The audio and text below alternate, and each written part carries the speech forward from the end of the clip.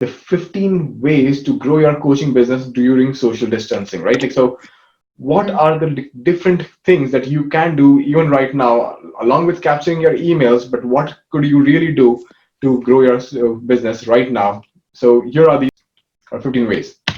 One, guest blogging, and we've spoken about that while email capturing. That's simple. Number two, find ideal clients on Facebook groups. Now, this is my mind. Like, so I used to be a lot active on LinkedIn. I still am, but I have been now more active on Facebook groups because Mm. the more you post on Facebook groups, the more you give value out there.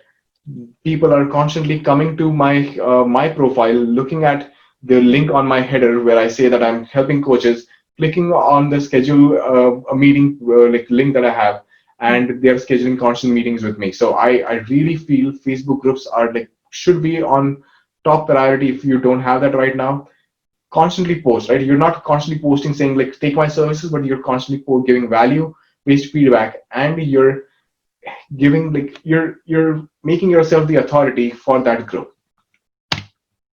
Number three, conduct live streams, Facebook lives, YouTube lives. People want to see what's happening right now.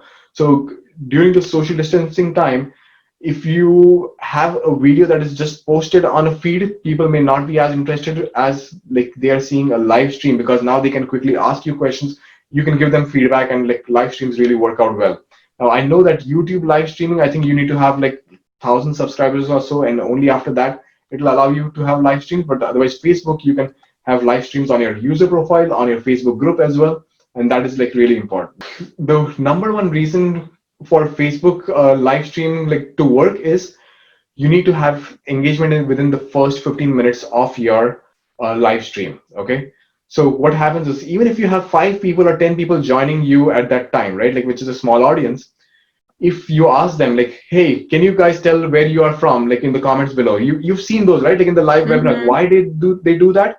They're in the first 10 minutes, all they're doing is they're telling about themselves, but they're saying to everyone, if you resonate with this, say yes or say boom or something. Why? Because if you start having these engagements, Facebook now knows that, oh, this live feed is getting the visibility, that's like the getting engagement, let me now show it to more audiences. Plus, Oh, even if okay. you don't get a lot of people coming to your Facebook Live, it's totally fine. Why? Because you do the Facebook Lives in your groups or wherever you're doing it, then you download that video, start putting it like taking a snapshot or like cutting that video into and putting it into YouTube and like creating content on LinkedIn.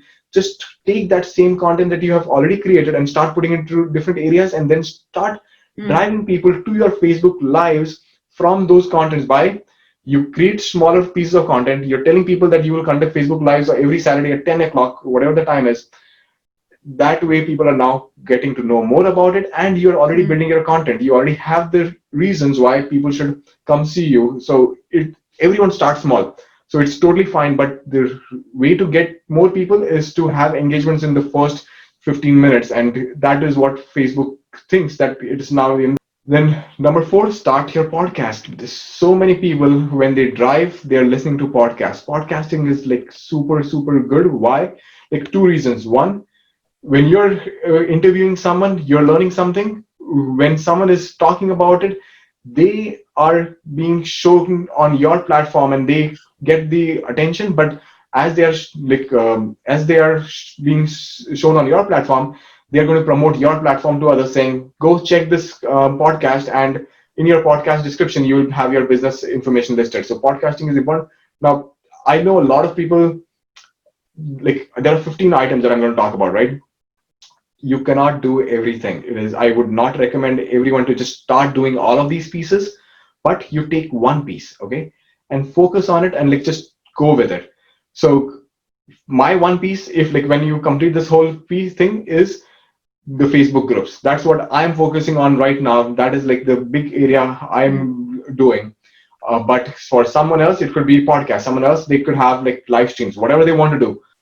Pick one and then do really well, and then you start scaling. So don't get overwhelmed with 15 ways to like do the things, because these are all good ideas, but you need one thing that really works, and then like use that one thing to scale. Because my one thing that really worked and got me success was me getting my audiences from 3,000 to 14,000 on LinkedIn, and I have so many like really good connections now and good following that I'm able to get businesses through my direct messaging that I do on LinkedIn and other areas. So that's what I would suggest. Take one thing and just work on that. Fifth, create your own Facebook group. This is also very important because if you're on someone else's Facebook group, you they not everyone allows soliciting. You don't want to be that person who's always being salesy. But if you have your own Facebook group where you're giving value, you're giving like doing live videos, and once people see your profile, this is basically like this whole concept which someone had taught me called attraction marketing, where you have your profile so wonderful, where on the header of your Facebook page, like your Facebook profile, you're saying exactly who you are able to help. When they click on the image, they are able to go to your Facebook page because there is a link for it. People subscribe to your Facebook group. Now you have that audience and you're nurturing them, and then you're starting to feed them with your offers, and then they buy from your services. So Facebook groups are really good to work on. I have done a lot of research on this, and people think that they need to put a lot of time on your Facebook fan page. I would say no. You need to optimize your Facebook profile because people, when you post, right, they're not looking at your Facebook fan page, they're looking at your personal profile. So your personal profile has a big banner image on the back, right? You take that banner image, you put the exact things that you're doing out there and give a call to action out there. So people can contact you. They can either sign up on your Facebook group or they can do like a one-on-one call. So my Facebook profile shows that I can help the coaches and they can click on it. And when they click on it, they get to the 60-minute session, one-on-one free session with me. So that's what I do. This is a good group, good live stream. Let me now promote it even more. So this is like a very big topic where people think are thinking about like what my family will think and what my friends will think. Yeah. So I had this whole thing in my mind as well, like for a really long time, saying why would I post things on my personal Facebook group when profile, which is where my family and everyone are looking. But the reality is, if someone is trying to look and buy your services, they're going to look at your Facebook profile. They're going to look at what's inside your feed, and again, you could have family things, and like I do have my family pieces also out there. But as I'm posting content out there for saying like I help with marketing services and digital marketing strategies, my family members and all, they understand what I do. They have actually, I have had so many references from my family members because they know clearly what I do. We have this whole notion that like people may think this is just a business and marketing, but actually family members also learn a lot from what we post and they can benefit out of it. So I think it's totally a mindset thing where some people want to keep their family pieces separate, and someone wants to keep their personal piece separate. For me, that's why I create audiences in Facebook. Okay, so in Facebook you can have create a list of audience, and that when you post a business related message, you could only send it to that particular group. So I call it my dream 100. So I know there are some people who I really want to get in front of, and I would post on that dream 100. I can show that to you as well, like on how that works. So that's easy. So then you can still keep your Facebook profile separated out where the feeds are like for the family can only see it, and the other members can see all other posts. You can do that because Facebook allows you to have that differentiation. But what I have seen is that is more work for you. You need to, every time you add a new person, like you need to make sure that you're adding them to the right list, and then when you're posting, you need to make sure that you're posting to that right audience all the time. So this is extra steps, and if you have a virtual assistant or someone else doing it for you, good. If you are doing it and if you don't have a lot of time, it's complication. I say start simple, just start posting, and as you grow and as you see like the feedback that people give, then you start making it more narrowed down, is how I see it. All right. Six, daily email newsletter. So a lot of I think yeah, in the Ask Live itself, I believe Ryan Dice, like he stopped by and he said that you need to start doing newsletters again. A lot of people They do like newsletters, but they don't do it as frequently, and they collect these emails. They're not nurturing them. So if you have daily newsletters, or you could have it as weekly also, that's okay. Till the time you're nurturing your leads, that's helpful, because people, you're always on top of your the prospect's mind, right? You want to be in front of them at least once a day, so they know what you're doing. Educate your audience, which is simple. You want to give them value, you want to educate them. You What has worked the most is how to, right? How to get more clients and more leads during this social distancing time. How to build your coaching program, even if you don't know where to start. Like how to videos and how to messages are always the best thing to start when you're at least starting fresh, and then you can like change your messaging. So give education to your audience. Collaborate with other coaches. I think I've spoken about this joint venture. There could be a coach who is a mindset coach. There could be another coach who is an executive coach. An executive coach could say, "Hey, in your mindset group, like if you have some like someone who is an executive, and if they could take benefit of my services, can you send to me?" And like for the executives, if they need a shift in their mindset, I'll give like, you the leads. You could create these joint ventures, and like that works out really well as well. Number nine, optimize your website. Like, so when people are searching for you, they will look for your Facebook profile, your LinkedIn profile, whatever, wherever they find you. But then they would want to go to Google and say, find out who you really are from your website. So you want to optimize it for search engines. You want to have it mobile responsive, very simple, because majority of like what I do is on my phone, right? Like you don't want to have your website not be clearly visible, like, or like the data on your website not mobile friendly. So just optimize it for search engines and for being mobile responsive, and make sure that your website loads very fast. Like if it is slow, Google then minuses some points in its algorithm, and then like does not always show your website also. Number 10, gather testimonials for social proof. So right now in this slow period, I reached out last week to like 10 of my previous customers, said, "Hey, I'm reaching out. I'm hoping you're doing well. Could you help me? Could you give a video testimonial for me?" And what I did was like, and I think, like Ryan spoke about the 7 steps on what you need to do to gather testimonials. And like, we can talk about it like in the next session also. So I took what Ryan Levick had shown on for gathering testimonials. I created a simple WhatsApp message, because like that's where my audience was, like where my customers were. I sent them a quick text saying, "Hey, I know creating testimonials is not easy, but you had mentioned that you'd be happy to create one. Here are the simple 7 steps on what you could do to create testimonials. You talk about the where you were, talk about the problem, how I came, what was your perspective before, how it changed when I came in, and how it's helped your business, and just talk anything from your heart." And just by giving it to them, now it's more easier for them to create their testimonials. I'm not writing it for them. I'm not saying what they should say. I'm giving them simple points on like what you need to do to gather testimonials, and that has worked really well, because people are reluctant, like they're always doubting themselves, right? Saying, "Did I write the right thing? Am I doing the right thing?" Someone messaged me like last week saying, "Hey, instead of a video, can I just do a text-based testimonial, because they are not comfortable on the camera?" And I said, "Sure, even a text testimonial is fine." But people have this thing like where if they're not comfortable, they will not do it, and it will delay and elongate the process. So make it easy for them to make decisions, and make it easy for them to give you the testimonials as well.